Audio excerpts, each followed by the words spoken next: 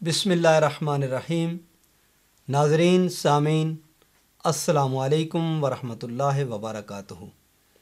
जैसा कि आप जानते हैं कि इमाम नववी रहमतुल्लाह ताला अलैह की तसनीफ़ लतीफ़ बुस्तानुल आरिफ़ीन की सीरीज़ जारी व सारी है। आज उसके 37वें दर्स में गुज़श्ता से पैवस्ता हज से मुताल्लिक़ चंद एक गुजारिशात आप अहबाब के गोश गुजार करने जा रहे हैं। हज से मुताल्लिक़ पिछले दर्स के अंदर हमने हज की फ़र्ज़ियत, हज की फ़जीलत, हज के मकासद और तर्क हज पे वईदात का ज़िक्र समात फरमाया।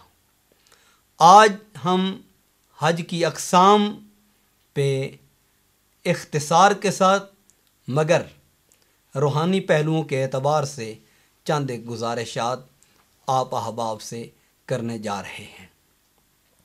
हमारे पास पीराने पीर दस्तगीर मुहियुद्दीन अश-शेख अस-सैयद अब्दुल कादिर गिलानी अल-हसनी वल-हुसैनी अल-बगदादी रहमतुल्लाह ताला अलैह आपकी मशहूर ज़माना तसनीफ़ लतीफ़, जिसके अंदर हज की बुनियादी अक़साम का ज़िक्र किया गया, सिरुल असरार फ़ी मा यहताजो इलैहिल अबरार, इसका सफ़ा नंबर है 157 और इसकी फ़सल है अल-फ़स्लुस्सामिनु अशर, 18वीं फ़सल है। इसकी इब्तिदा में शेख अब्दुल कादिर जिलानी रहमतुल्लाह ताला अलैह आप हज की अक़साम बयान करते हुए उसकी दो किस्मों का ज़िक्र फरमाते हैं फ़ी बयान अल हज अश-शरिया व तरीक़ा। हज की दो किस्में हैं, एक हज शरीयत है और दूसरी हज तरीक़त है। आइए हज शरीयत क्या है और हज तरीक़त क्या है ये जानने की कोशिश करते हैं। फरमाया फ़हज्जुश शरिया अन यहुज्ज बैतुल्लाह तआला बिशराइतिही व अरकानिही, कि हज शरीयत ये है कि शरायत की पाबंदी के साथ हज बैतुल्लाह के अरकान अदा किए जाएं, हत्ता यहसुल सवाबुल हज, यहाँ तक कि हज का सवाब और हज का अज्र बंदे को नसीब हो जाए, और जो हज का कामिल अज्र है और कामिल सवाब है वो बंदे को मिल जाए। फ़ैज़ा नक़सा शैउम मिनश शराइति यनक़ुसु सवाबुल हज व यब्तुलुहु लिअन्न अल्लाह ताला अमरना बितमामिही बिक़ौलिही अज़्ज़ा व जल व अतिम्मुल हज्ज वल उमरता लिल्लाह। और सूफिया का तरीक़े इस्तिदलाल क्या कमाल रखता है। हुज़ूर गौसे आज़म रदियल्लाहु ताला अन्हु आप फरमाते हैं कि अगर शरायत की अदायगी में कोई नक्स वाक़या हो जाए तो सवाब हज नाक़िस और बाज़ मुकामात पे फासिद हो जाता है। और दलील कहाँ से पकड़ते हैं?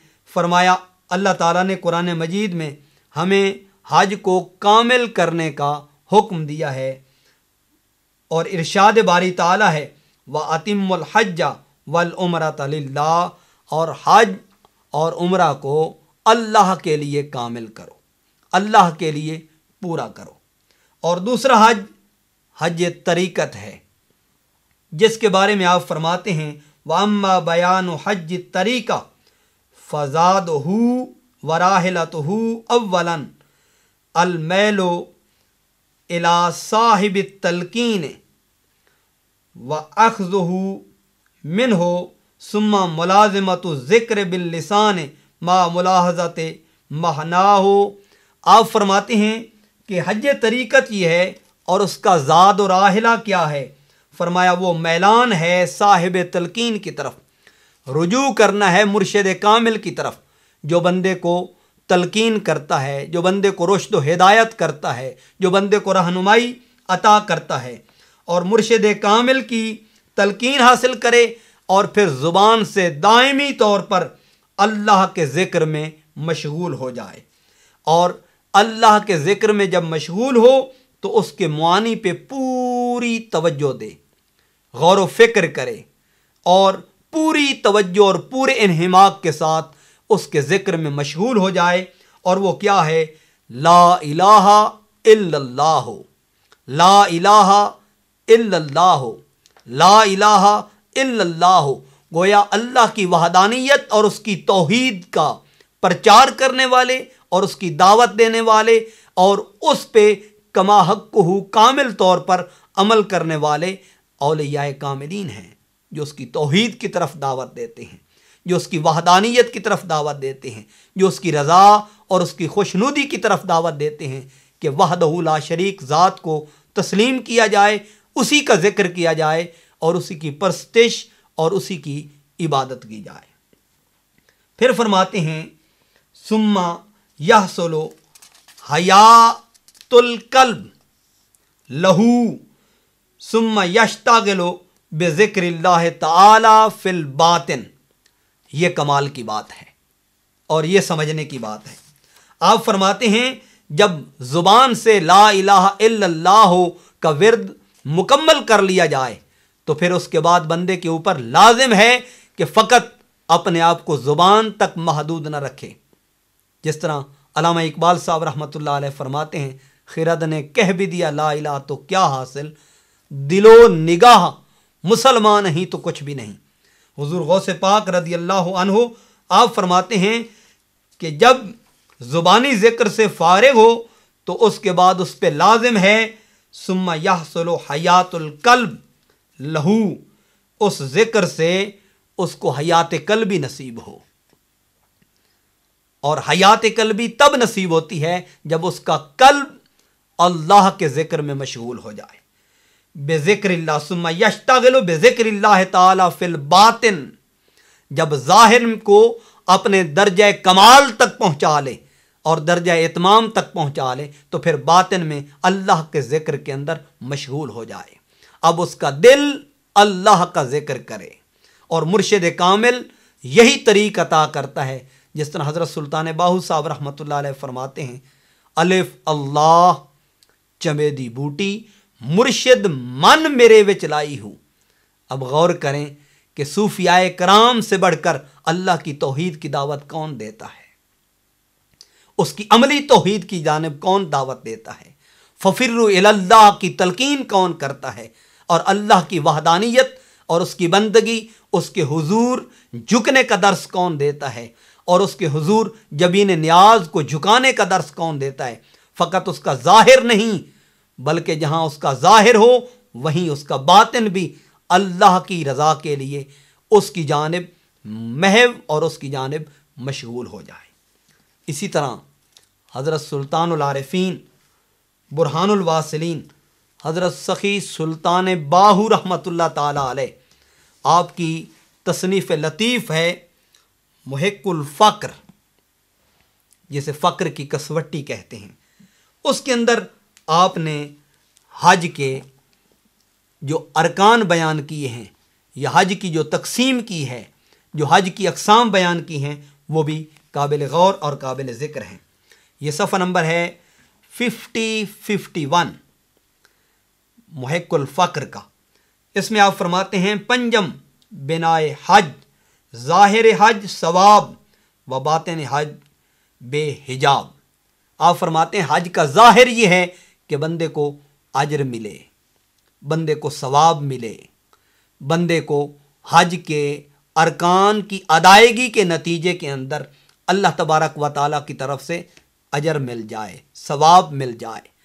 اور حج کا باطن یہ ہے حج بے حجاب، کہ وہاں پر حجابات نہیں رہتے، وہاں اللہ کے انوار و تجلیات کا مشاہدہ کرتا ہے حج کرنے والا۔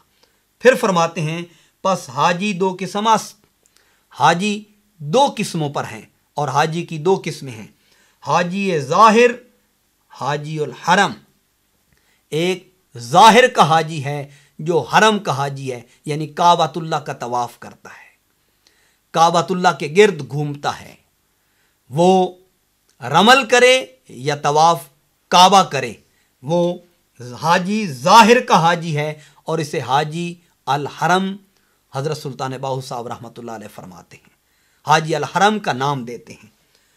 وہ حاجی باطن حاجی الکرم، فرمایا دوسرا حاجی باطن کا حاجی ہے جسے حاجی الکرم کہتے ہیں۔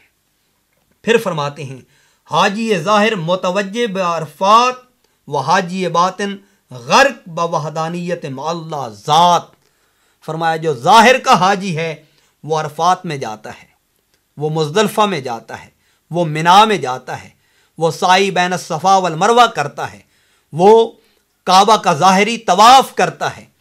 اور اگر اس میں آپ تھوڑا سا جھانک کے دیکھیں تو حج کی حقیقت کیا ہے؟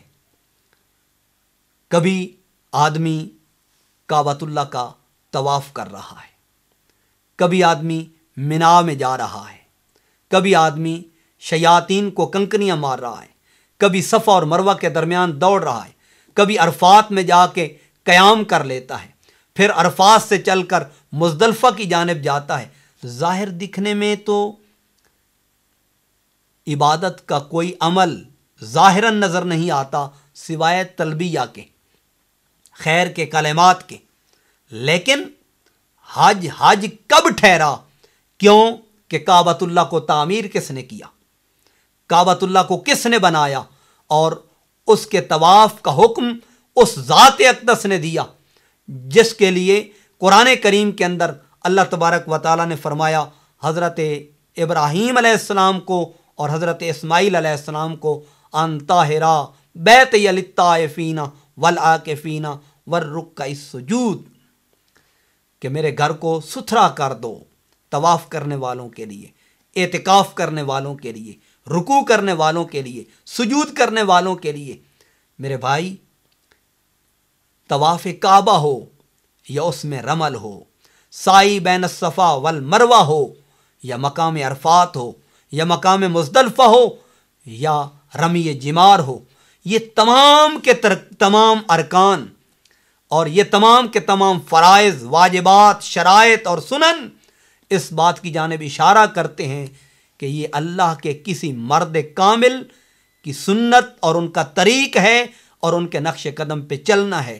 گویا حج پورے کا پورا اللہ کے حکم کے بعد اس کے بندوں کے طریق کو اپنانے کا نام ہے، ان کی سنت کو اپنانے کا نام ہے، ان کے نقش قدم پہ چلنے کا نام ہے۔ اس لیے حضور نے فرمایا خذوا انی مناسککم، مجھ سے حج کے مناسک سیکھو، حج کے ارکان مجھ سے سیکھو۔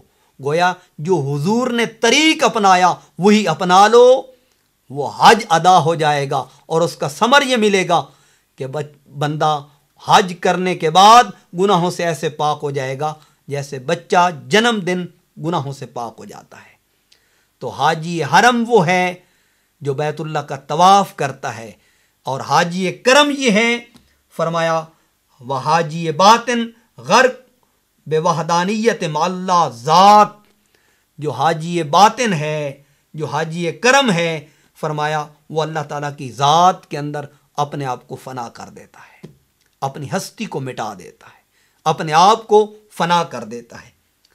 وقت نہیں ہے اس پر تفصیل سے بات کی جاتی، لیکن یاد رکھیں سلطان العارفین حضرت سلطان باہو رحمۃ اللہ علیہ، جن کی یہ تصنیف لطیف کا حوالہ ہم دے رہے تھے، آپ کی ایک معروف زمانہ اور مشہور زمانہ ابیات شریف ہے جسے ابیات باہو کہتے ہیں۔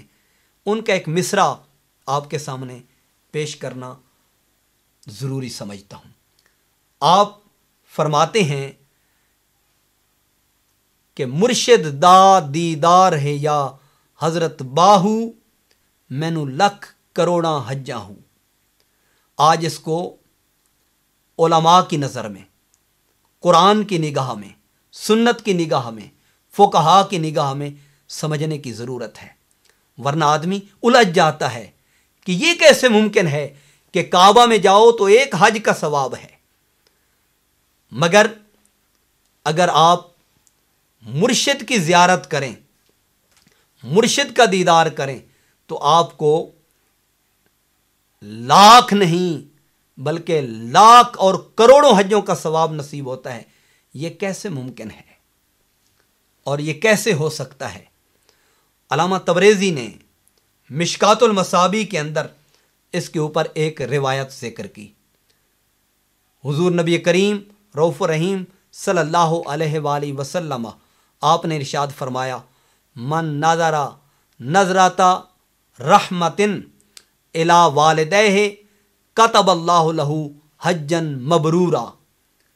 حضور نے ارشاد فرمایا کہ جس نے نگاہ رحمت سے والدین کی طرف، اور بعض روایات میں آتا ہے والدین میں سے کوئی ایک ہوں، ماں ہوں ہو یا باپ ہو، ان میں سے کسی ایک کی طرف محبت اور رحمت کی نگاہ سے دیکھا، آقا علیہ الصلوۃ والسلام نے فرمایا کتب اللہ لہ حجا مبرورا، اللہ تعالیٰ اسے ایک مقبول حج کا ثواب عطا کرتا ہے۔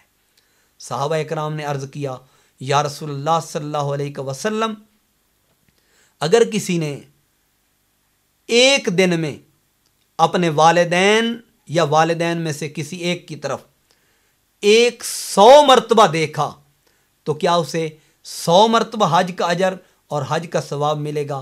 حضور نبی کریم علیہ الصلوۃ والسلام نے فرمایا، ہاں، اللہ کی ذات پاک ہے، وہ عطا کرنے والی ہے۔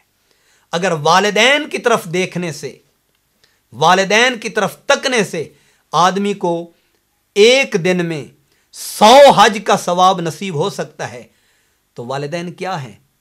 والدین تو وہ ہیں جو انسان کو عالم ارواح سے عالم ناسوت میں لاتے ہیں۔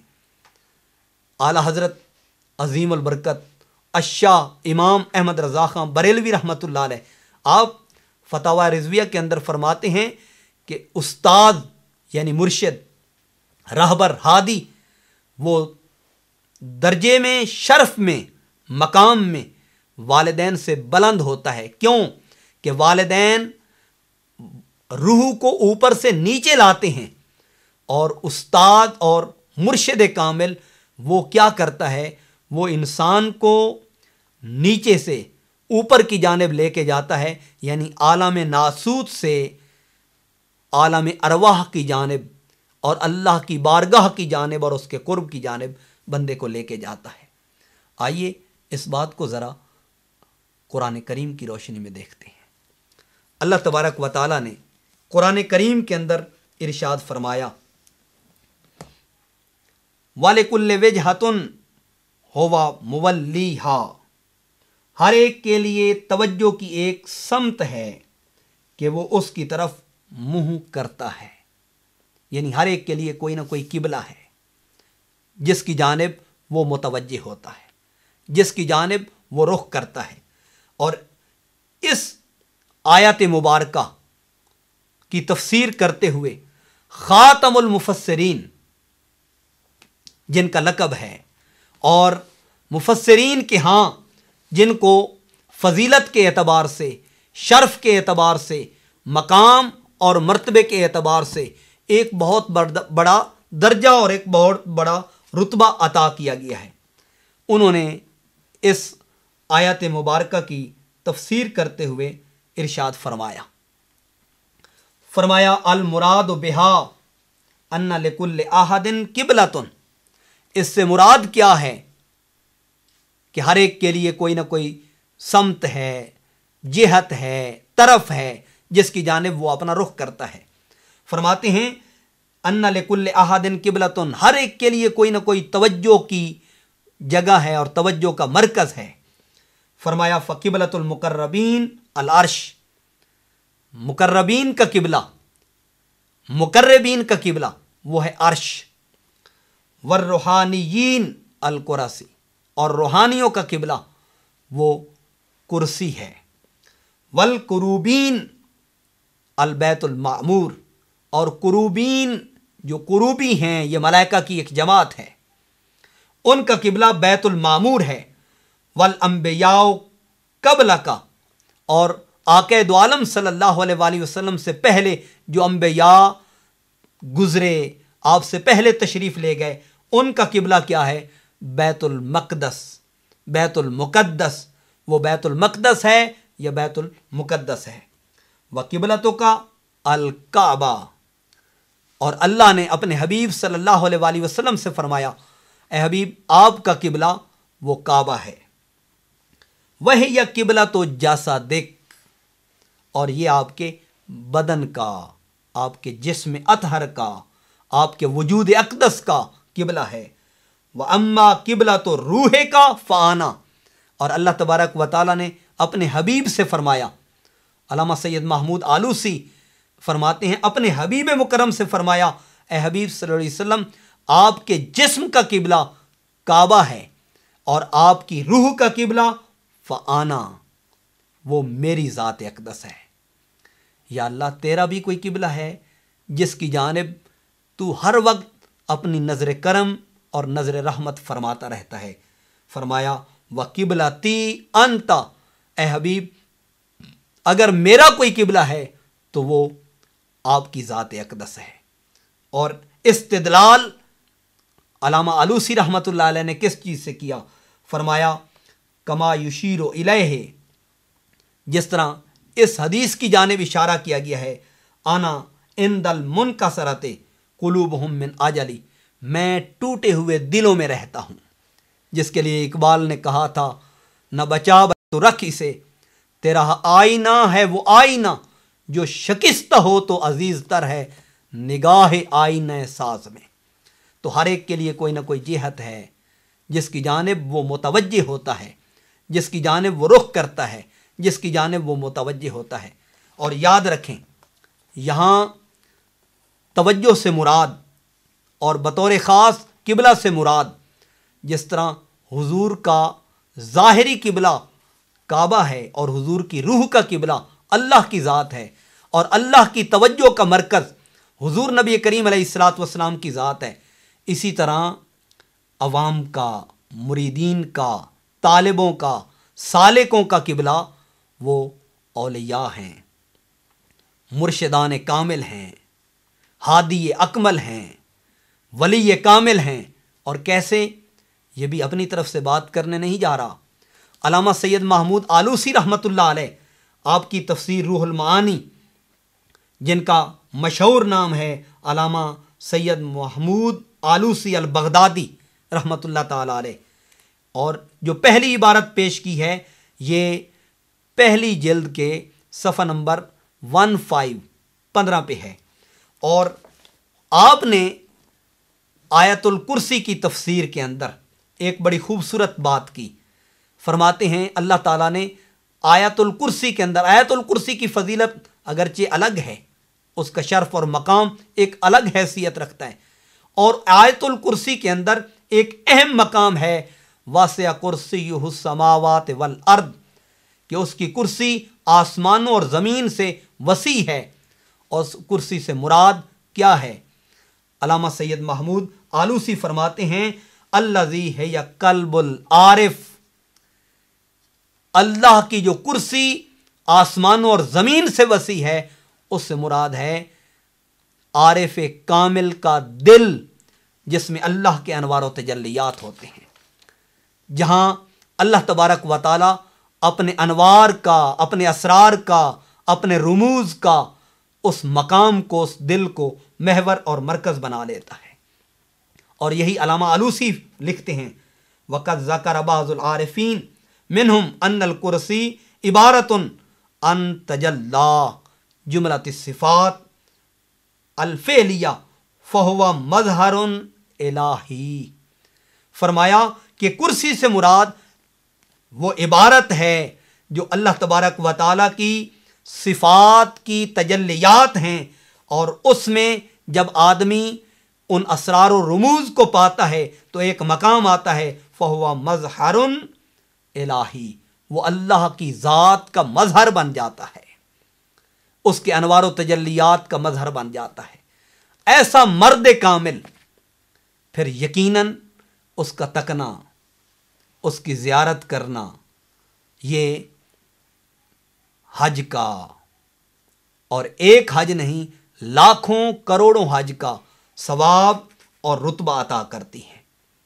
اور یہ بات یاد رکھیں، فرمایا اس کے اندر واسع کرسی السماوات والارض، جو اس میں ضمیر ہے یہ راجع ہے کرسی کی طرف، جو کرسی السماوات والارض، اور اس سے مراد کیا ہے؟ فرمایا فہو اشارۃ الی وجود حضرات ہی مظاہر لبعض الاسماء، فرمایا وہ احباب ہیں جو اللہ کے بعض اسماء کا مظہر بن جاتے ہیں، اسم اعظم کا مظہر بن جاتے ہیں، اسماء صفات کا مظہر بن جاتے ہیں، اور جب وہ اسماء صفات کا مظہر بنتے ہیں تو ان کا وجود کائنات کے اندر اللہ کی ذات کا نمائندہ بن جاتا ہے، وہ خلافت الہیہ کا حامل ٹھہرتے ہیں۔ اور اپنی طرف سے بات کرنے نہیں، آئیے اس بات کو جاننے کے لیے ایک بات سنن ابن ماجہ سے دیکھ لیتے ہیں، جو حضور نبی کریم رؤوف الرحیم صلی اللہ علیہ وآلہ وسلم آپ نے ارشاد فرمائی۔ اور پھر آتے ہیں لفظ قبلہ کی طرف بھی اور کعبہ کی طرف بھی، کہ اس کی فضیلت، اس کا شرف اور اس کا وقار اور اس کا مقام و مرتبہ کیا ہے۔ حضور نبی کریم علیہ الصلاۃ والسلام سے حضرت اسماء بنت یزید روایت فرماتی ہیں، انہا سمعت رسول اللہ صلی اللہ علیہ وسلم، وہ فرماتی ہیں میں نے حضور نبی کریم رؤوف الرحیم صلی اللہ علیہ وآلہ وسلم سے سنا، یقول، آقا علیہ الصلاۃ والسلام نے فرمایا، الا انبئکم بخیارکم، کیا تم کو ایسے لوگوں کی خبر نہ دوں جو تم میں سے بہترین لوگ ہیں، جو تم میں عظیم ہیں، جو تم میں عرفہ ہیں، جو تم میں اعلیٰ ہیں، جو شرف قدر و منزلت میں نہایت نہیں رکھتے، اللہ نے اس قدر انہیں نوازا ہے اپنے اسرار سے، اپنے رموز سے، اپنے انوار سے۔ تو عرض کی گئی یا رسول اللہ صلی اللہ علیہ وسلم، بلا، ہاں کیوں نہیں یا رسول اللہ، ضرور کرم فرمائیے۔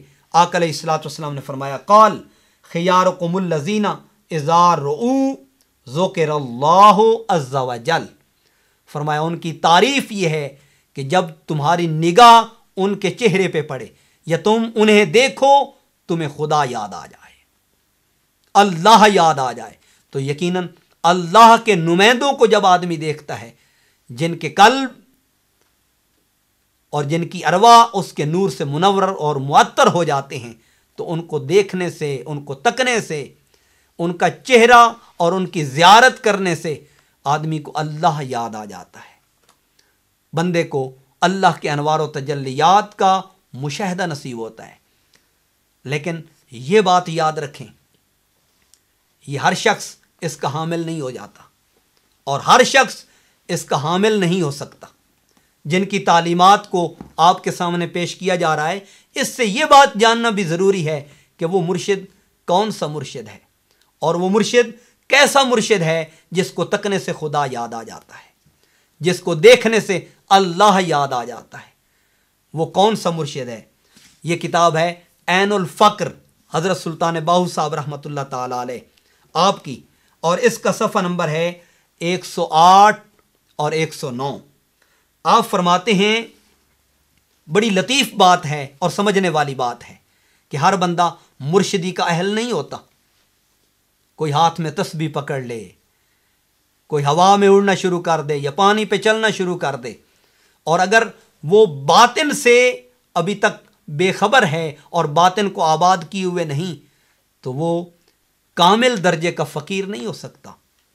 نئی فقیری جھلیاں مارن ستے لوگ جگاون ہو، نئی فقیری واندی ندی تے سکیاں پار لگاون ہو، نئی فقیری وچ ہوا مسلح پا ٹھہراون ہو، نام فقیر تنہاں دا حضرت باہو جڑے دل وچ یار ٹکاون ہو۔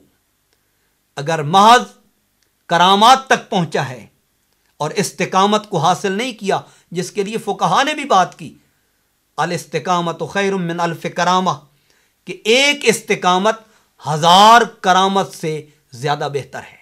ملا علی قاری رحمۃ اللہ علیہ نے شرح ملا علی القاری علی الفقہ الاکبر کے اندر اس کو کوٹ کیا، دیگر فقہائے کرام نے، صوفیاء کرام نے اس کو کوٹ کیا ہے۔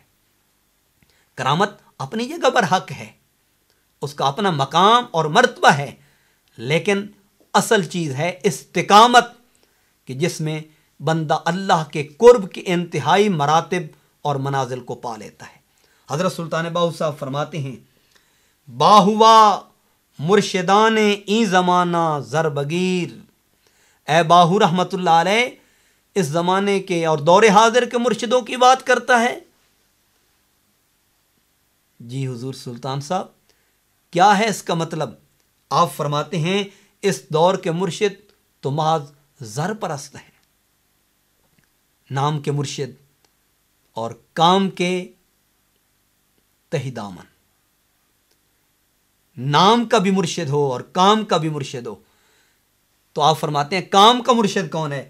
فرمایا ہر کے نظرش زر کند آں بے نظیر، فرمایا جس کی نگاہ اور جس کی نگاہ کا یہ فیض ہو کہ وہ مٹی پہ نگاہ کرے اسے سونا بنا دے۔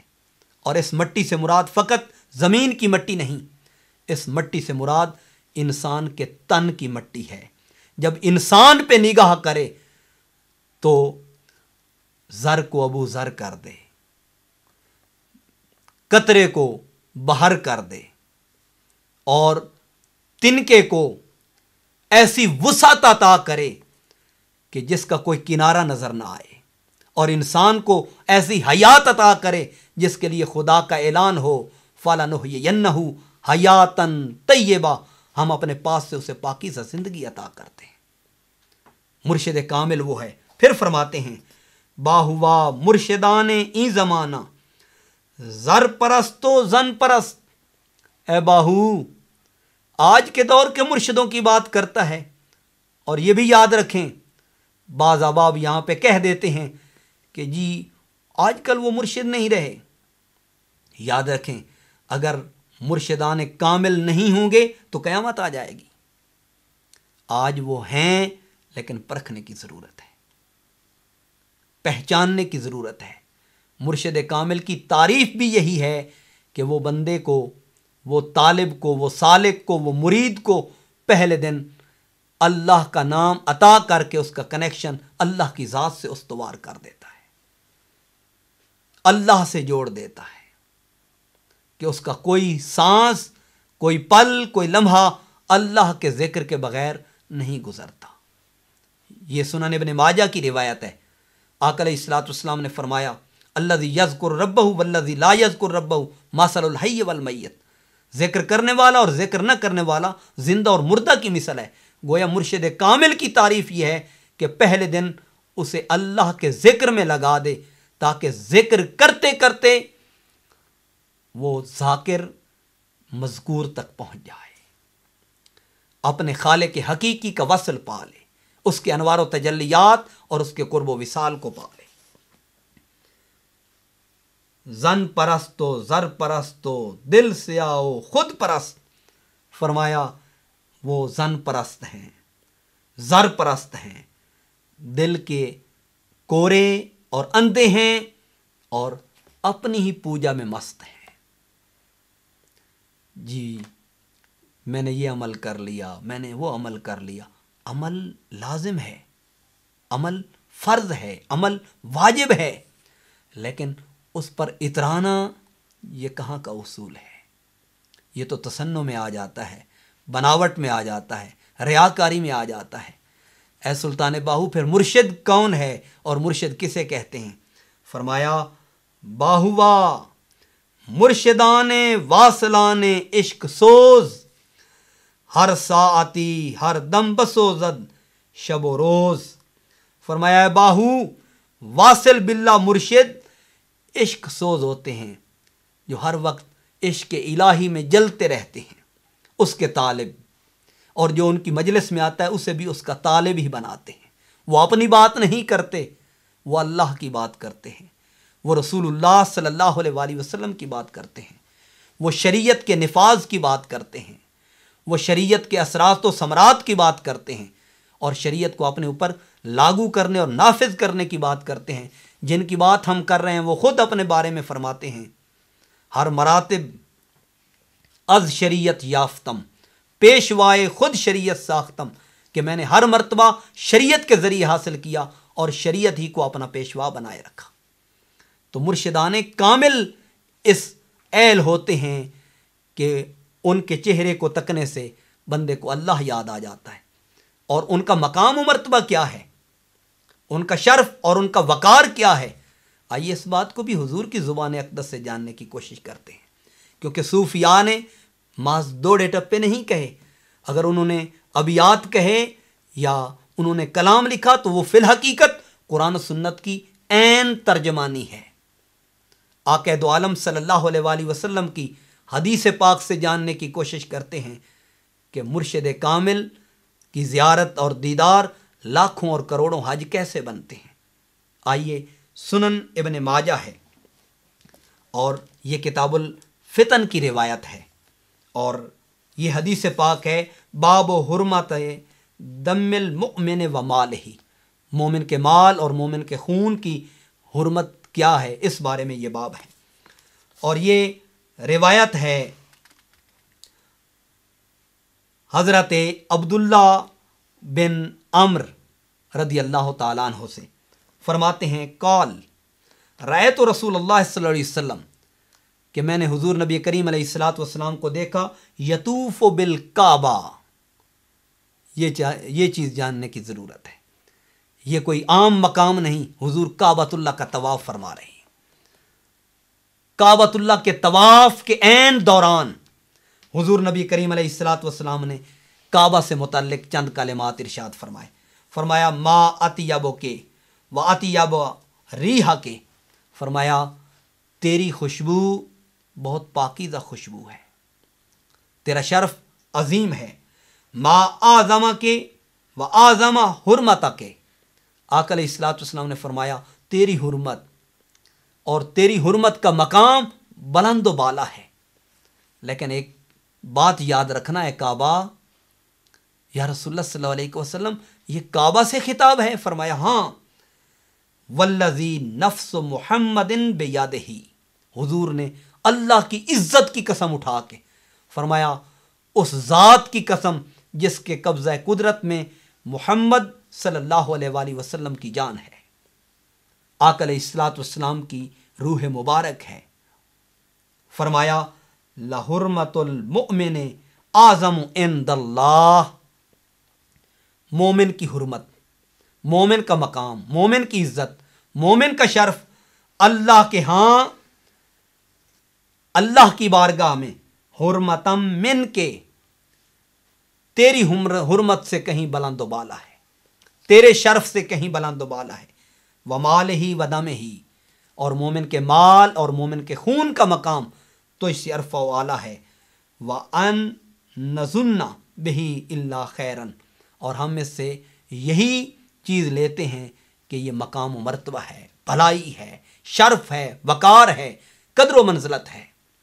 اور یہ بھی ہر مومن کی بات نہیں، مومن کامل کی بات ہے جو اللہ کے انوار کا، اللہ کے اسرار کا مرکز بنتے ہیں.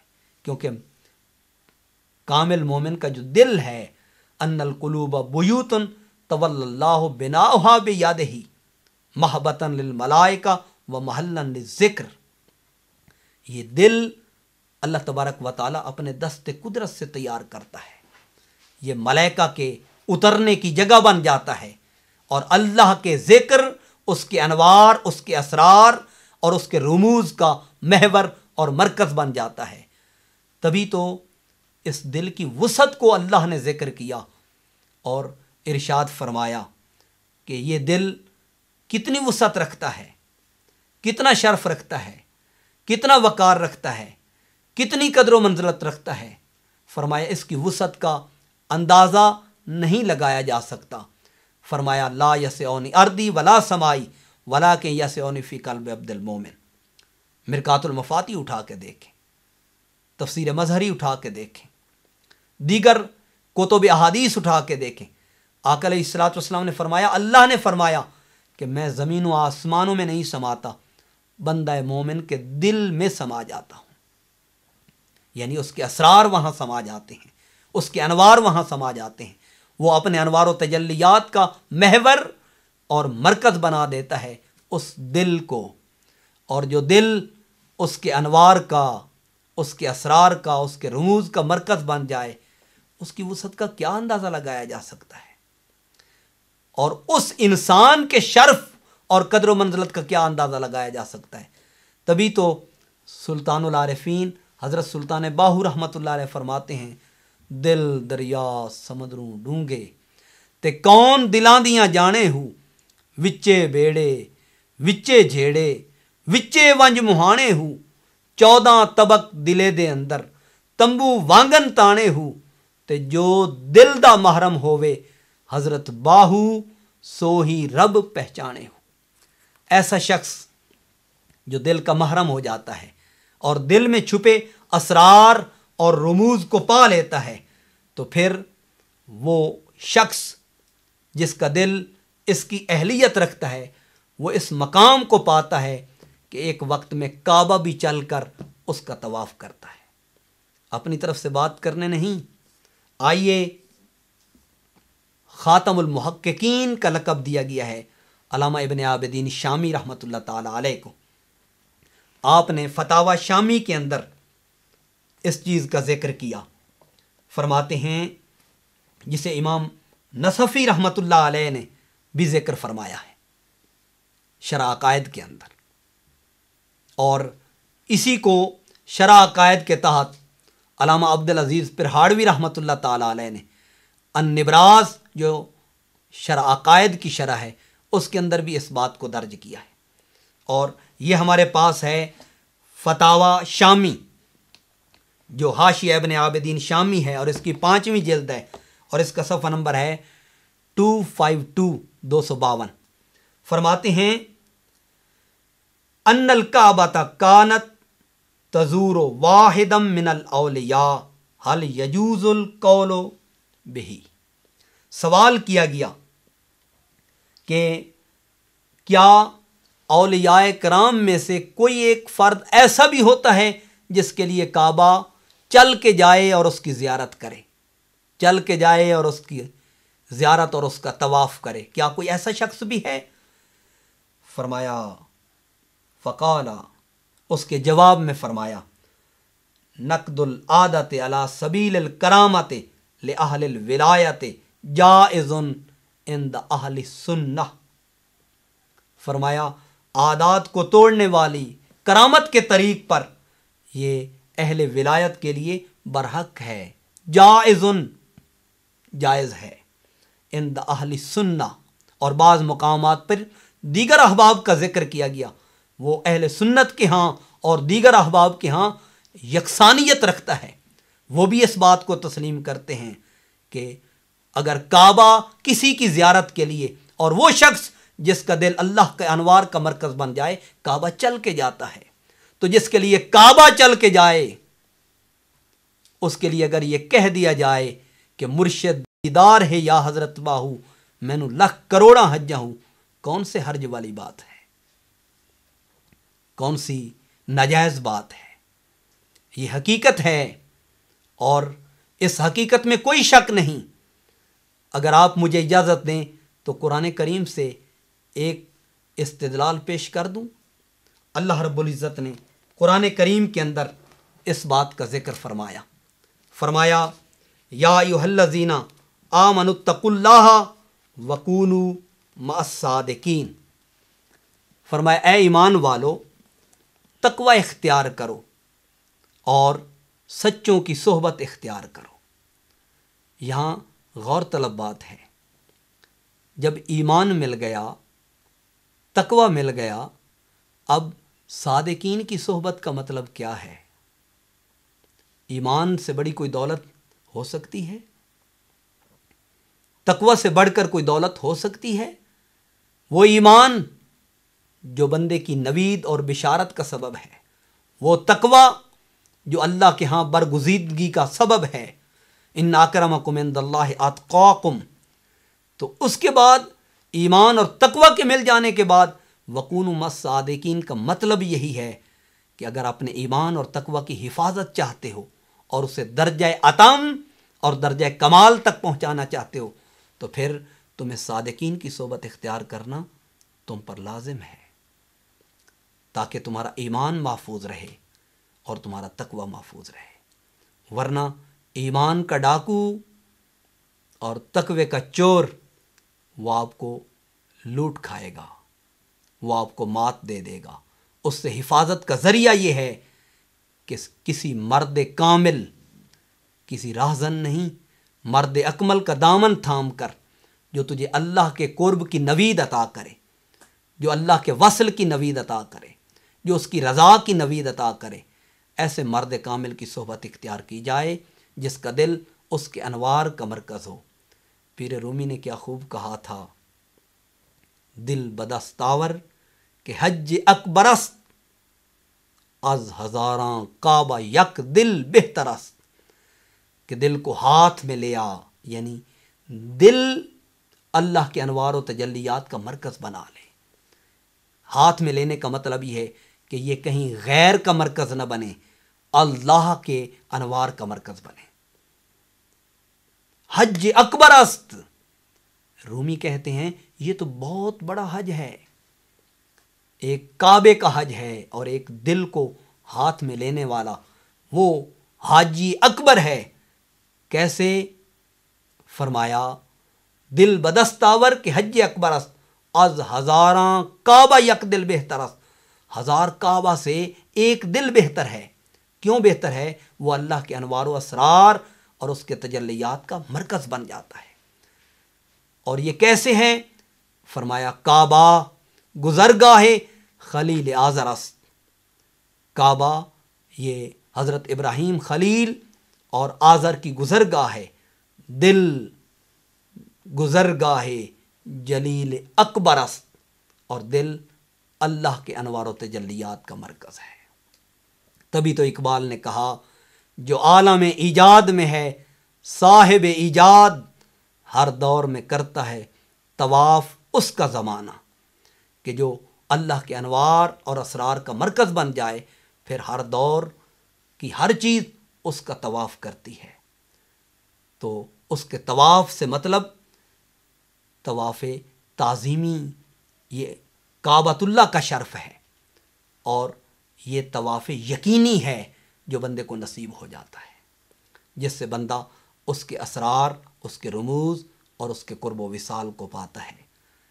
تو کعبۃ اللہ کو تکنے سے ایک حج، والدین کو ایک بار تکنے سے ایک حج، اور دن میں 100 بار تکنے سے 100 حج، اور مرشد کامل جو اللہ کے انوار و تجلیات کا مرکز ہو اس کو ایک نگاہ تکنے سے لاکھوں اور کروڑوں حج۔ مرشد دا دیدار ہے یا حضرت باہو، مینو لکھ کروڑاں حجاں ہوں۔ بہت شکریہ۔